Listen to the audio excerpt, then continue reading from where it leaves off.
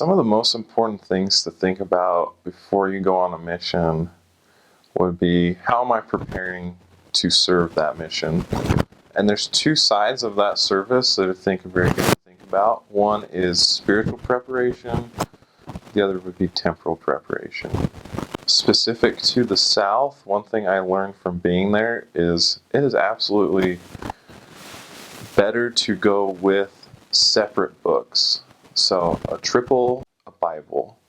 Because people there are taught that if you take a quad, they look at the Mormons and the LDS Church as the people who added to the Bible. So if you sit down with a big thick quad, you've just fulfilled what their preachers tell them. But if you take separate books, then it's very easily to teach Stick of Judah, the Bible, and Stick of Joseph, the Book of Mormon. And Ezekiel taught us that. So, very symbolic lesson, relates directly to what their foundation teaching is out of the Bible, because that's where you're drawing on that source information. As far as clothing, you don't have to get caught up in large expenditures of money for clothing and things you need in the mission field. There's a lot of ways to do that and keep it within a very conservative budget.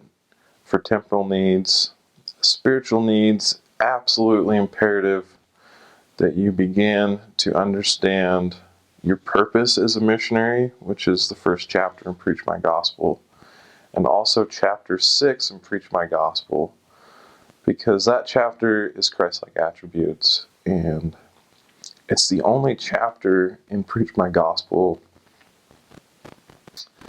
that has a test associated with it.